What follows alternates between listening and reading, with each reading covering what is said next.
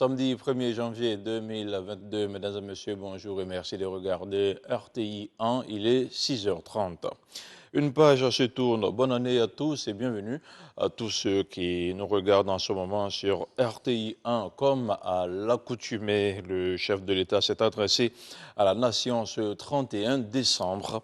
Le président de la République a dressé le bilan de l'année écoulée.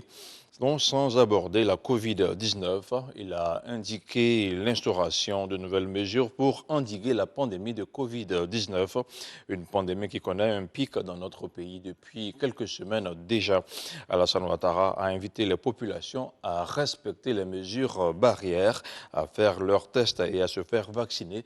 Je vous propose un extrait de son adresse à la nation. En ce qui concerne la lutte contre la COVID-19, notre plan de riposte économique et sanitaire, combiné à la résilience de notre économie, a permis de contenir les effets de la pandémie avec un taux de croissance économique positif d'environ 2% en 2020 et 6,5% en 2021. Cette dynamique se poursuivra en 2022 avec un taux de croissance projeté à environ 7%. Je profite de l'occasion pour saluer les efforts du Premier ministre Patrick Achi et du gouvernement. Je félicite l'ensemble des acteurs impliqués dans la lutte contre cette pandémie. À la date d'aujourd'hui, près de 15 millions de doses de vaccins ont été reçues et plus de 7 millions de doses ont été administrées dans notre pays. Toutefois, la COVID est toujours présente avec l'apparition de nouveaux variants dans le monde et la recrudescence de cas positifs en Côte d'Ivoire. Par ailleurs, la quasi-totalité des décès dans notre pays concerne les personnes non vaccinées. J'invite donc à nouveau tous nos concitoyens à se faire dépister, vacciner et à respecter les mesures barrières. Ceci est très important. On parle de la Covid-19. Je vous donne à présent lecture du point de la situation au 31 décembre. Le ministère de la Santé, de l'Hygiène publique et de la couverture maladie universelle a enregistré vendredi 2858 nouveaux cas de Covid-19 sur 7660 échantillons prélevés, soit 37,3% de cas positifs, 389 guéris et 2 décès. À la date du 31 décembre, la Côte d'Ivoire compte donc 71 000 cas confirmés, dont 61 998 personnes guéries, 714 décès et 8 292 cas actifs. Le nombre total d'échantillons est d'1 233 370. Le 30 décembre, 61 800 doses de vaccins ont été administrées, soit un total de 7 176 135 doses du 1er mars au 30 décembre. Le ministre de la Santé, de l'Hygiène publique et de la couverture maladie universelle invite toutes les personnes de plus de 18 ans à se faire vacciner dans les centres dédiés. Il rappelle que le vaccin contre la Covid-19 est gratuit et volontaire. Toujours dans le cadre de la lutte contre la Covid-19, les autorités ivoiriennes ont réceptionné jeudi plus de 800 000 nouvelles doses de vaccins de type Pfizer. Il s'agit d'un don des États-Unis pour mieux lutter contre la pandémie. Un premier lot avait été reçu le 13 décembre dernier, portant le total à plus d'1 600 000 doses du vaccin Pfizer. La COVID-19. Autre chose à présent, il était dans la zone d'opération Nord, une zone engagée dans la lutte contre le terrorisme. Le ministre d'État, ministre de la Défense, a passé le dernier jour de l'année à Congo aux côtés des soldats. Téné Birahima Ouattara a partagé un repas avec ces hommes. Il n'a pas manqué de leur traduire la gratitude de toute la nation entière. C'est un reportage de Kader Sogodogo. Il est 13h30 à Kong. Le ministre d'État, ministre de la Défense, Téné Birahima Ouattara, est accueilli à la base de la zone des opérations Nord par le préfet du département et le général Zoumana Ouattara, premier responsable de cette zone composée de soldats engagés pour la lutte contre le terrorisme. En ce dernier jour de l'année 2021, le ministre d'État a voulu rester auprès de ces hommes pour leur témoigner toute la gratitude de la nation pour le sens élevé du sacrifice qui les guide dans la défense des populations et l'intégrité du territoire national. Des hommes sensibles pour l'attention constante qui leur est accordée. Monsieur le ministre d'État, ce moment de partage et de convivialité est un réel réconfort pour nous, soldats déployés sur le théâtre, loin de nos familles, dans un environnement où la menace d'un choc avec l'ennemi est quasi présente. Dans cette période de grandes retrouvailles, permettez-moi, Monsieur le ministre, d'avoir une pensée pour nos vaillants soldats tombés au champ d'honneur. Les hommes en treillis pourront compter sur le chef suprême des armées. Je voudrais, mon général, exprimer la joie, les félicitations de son Excellence, Monsieur le Président de la République, pour le commandement de la zone nord. C'est une zone qui est très importante parce que c'est une zone qui sécurise en quelque sorte notre pays. Personne n'est sans ignorer que nous avons affaire à un défi qui est nouveau pour nous. C'est bien entendu le terrorisme. Le chef d'État qui en a conscience ne rate aucune occasion pour apporter un soutien ferme à nos troupes, à nos frères d'armes. Par cette même occasion, je voudrais exprimer la compassion de son Excellence, Monsieur le chef de l'État, pour tous nos disparus. Je voudrais, au nom de tous, avoir une pensée pieuse pour ces hommes qui sont morts au front. Ils sont morts pour la patrie, ils sont morts pour une cause noble. Au menu de ce déjeuner, des mets ivoiriens, des dons en cache-nez, 12 000 au total, et une enveloppe de 3 millions de francs CFA ont été offerts aux soldats par le ministre d'État, ministre de la Défense, Téné Birahima Ouattara, qui était accompagné par des élus, des chefs traditionnels et des guides religieux. Fidèle à sa promesse, comme chaque année, le chef de l'État a encore offert des kits alimentaires aux couches défavorisées du district d'Abidjan. Mercredi dernier, les équipes du ministre-gouverneur Robert Begré-Mambé ont sillonné les 13 communes d'Abidjan. Plusieurs kits alimentaires ont été distribués. Le compte-rendu d'Issa Chonayo. Après la réception du don des kits alimentaires du président de la République, Alassane Ouattara, le ministre-gouverneur du district autonome d'Abidjan, Robert Begré-Mambé, procède à sa distribution dans les différentes communes. Les populations de Yopougon sont soulagées avant la fin de l'année par l'équipe du ministre-gouverneur. Il y a des gens qui ne s'attendaient pas à un moindre poulet en fin d'année. Et le président qui toujours pense à la population a envoyé M. Begré-Mambé vers ces populations pour leur apporter un plus. Nous disons merci au président de la République qui se souvient de nous, population de Yopougon. Vraiment, c'est un grand geste à notre égard. Nous n'allons jamais oublier ce geste-là.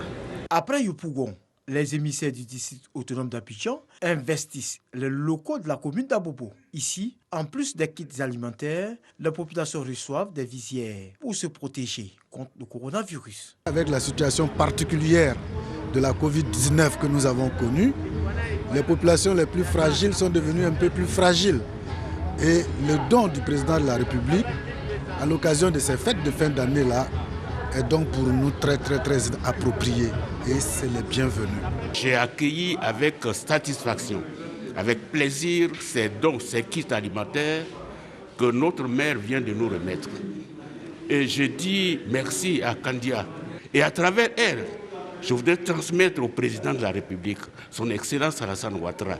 Oui, c'est grâce à lui que nous recevons ces dons, parce que la Côte d'Ivoire est en paix. La ministre d'État, ministre des Affaires étrangères, des intégrations africaines et de la diaspora, Kandia Kamara, par ailleurs, maire de la commune d'Abobo, profite de l'occasion pour expliquer la politique de solidarité du président de la République, Alassane Ouattara, aux populations.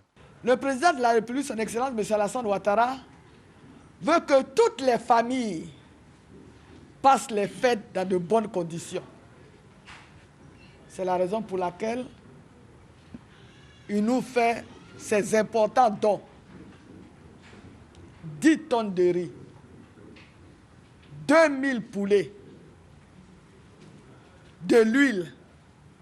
Merci à monsieur le gouverneur du district autonome d'Abidjan, le ministre gouverneur Mambé, et surtout merci à son Excellence M. Alassane Ouattara, président de la République de Côte d'Ivoire. Pour rappel, le don des kits alimentaires du chef de l'État a été distribué aux populations vulnérables des 13 communes du district d'Abidjan.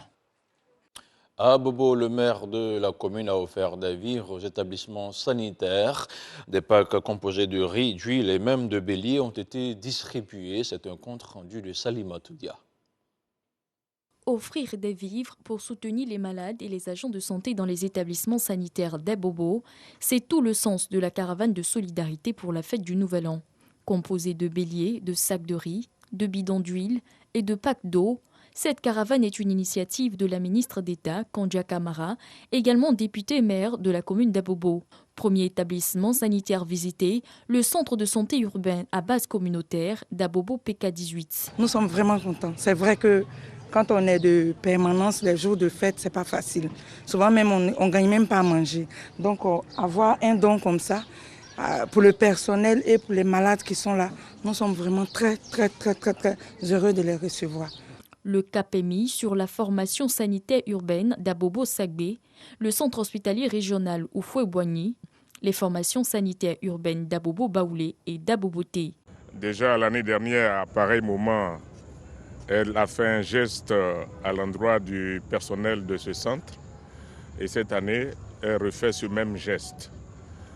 Nous voudrions que les envoyés lui disent sincèrement merci pour ce geste. Nous lui sommes vraiment reconnaissants. En cette fin d'année où les temps sont vraiment difficiles, elle permet donc par ce don au personnel de se réjouir aussi. Ce sont au total 6 établissements sanitaires qui ont été visités par les émissaires de la ministre d'État, Kandia Kamara. Les malades sont là avec leur famille et pendant les périodes de fête, ils sont abandonnés. Donc Madame la ministre d'État va toujours penser à eux pendant ces périodes de fête. Elle va nous envoyer à tout moment venir faire des dons pour rendre heureux cette population de la commune d'Abobo. Cette action de partage est pour la Côte d'Ivoire solidaire, projet de société cher au président Alassane Ouattara. Toujours dans la même dynamique et surtout dans la ferveur des fêtes de fin d'année, la Direction générale des douanes a fait preuve de générosité. Elle a offert à l'unité mobile d'intervention rapide de Yopougon-Jesco 3275 cartons de poulet congelés. L'heure était également à la fête dans tout le pays. Dans le district d'Abidjan, nos reporters ont fait le tour de quelques commerces à la veille de Noël. C'est un reportage d'Espérance Diakale et Cheikh Aboubakar connaît. À quelques heures de la nouvelle année, Golé Lou Irié Yvonne, présidente du conseil d'administration du marché Goro, le plus grand marché d'approvisionnement en produits vivriers d'Abidjan, ne reste pas en marge des fêtes de fin d'année. Elle se donne corps et âme pour pouvoir satisfaire toute la clientèle abidjanaise. Golé Lou Irié Yvonne exerce dans le secteur du vivrier depuis maintenant plusieurs années. En ces périodes de fête, nous nous sommes arrangés avec nos producteurs, nos fournisseurs, pour que le marché soit beaucoup achalandé. Il y a des camions de bananes, des camions de carottes, des camions de pommes de terre. En tout cas, j'avais promis aux Ivoiriens qu'ils allaient avoir beaucoup de produits sur le marché. Et c'est ce que nous avons fait. Toujours dans la même commune à Djamé, nous retrouvons Papsek, responsable au service marketing d'une compagnie de transport. Il nous parle de l'affluence qui règne à cette période de l'année. Depuis près de 4 jours, on a une affluence vraiment pas possible. Mais on a pu réguler cela grâce à un renforcement de notre capacité opérationnelle. Même hier, jusqu'aux environs de 20 heures, nous étions au port d'Abidjan où on a réceptionné plus de 80 cas. Les transporteurs routiers de Côte d'Ivoire, je peux le dire, se réveillent en 2021 avec une autre façon de voir les choses, mais de façon beaucoup plus positive. De la crise que nous avons connue, qui a été marquée donc par l'arrêt des véhicules, par la diminution des nombres de places, par la baisse sensible des opérations de transport. Aujourd'hui, nous sommes en train de faire face donc, à l'effet contraire. C'est-à-dire que les choses se sont dénouées, la reprise est constatée. La fin de l'année, une période festive à laquelle tous les friands de bonne nourriture et d'ambiance se retrouvent pour profiter des moments de joie. Astou et Frédéric, tous deux dans le domaine de la restauration, sont en plein préparatif. C'est demain matin, 4 h du matin, je vais faire marcher pour la fête. La fête a commencé depuis le 11 de ce mois, 11 décembre, et tout va bien. Cette année, ça va mieux par rapport à l'année passée où il y avait la Covid. Je m'attends vraiment à beaucoup de clients. J'ai passé pas mal de commandes de boissons. Il y a assez de chaises et il y a des artistes aussi que j'ai invités qui seront là. Cette année, contrairement à la précédente, les fêtes de fin d'année donnent du sourire aux commerçants et promoteurs d'établissements de divertissement, ce qui dénote d'une relance de l'économie nationale dont les prévisions pour 2022 s'annoncent positives. On s'intéresse maintenant à l'actualité internationale en Mauritanie. Voici déjà 3 jours que l'ancien président Mohamed Ould Abdelaziz est hospitalisé après des nuits à l'hôpital militaire de Nouakchott. Il a été admis dans la nuit d'hier au centre cardiaque de Nouakchott où 3 spécialistes l'ont pris en charge pour des examens. Selon un communiqué du ministère de la Justice, l'état de santé de l'ancien président est rassurant. Une sortie du gouvernement mauritanien qui est loin de satisfaire la famille et les avocats de l'ex-chef d'État. Pour rappel, Mohamed Ould Abdelaziz est inculpé de corruption, blanchiment d'argent et enrichissement illicite, ce qu'il a toujours réfuté. Et puis hors du continent africain, au moins 12 personnes sont décédées et 13 autres ont été blessées dans un sanctuaire religieux ce samedi 1er janvier 2022 au Cachemire indien. Le bilan pourrait être plus lourd car la route menant au sanctuaire, situé au sommet d'une colline, était bondée de fidèles. Ces derniers tentaient de s'y rendre à l'occasion des traditionnelles fêtes de prière de Nouvel An. Voilà, ce 6h30 est terminé, le premier de l'année 2022. Merci de l'avoir suivi. Je vous souhaite par l'occasion une bonne année 2022 sur RTI 1.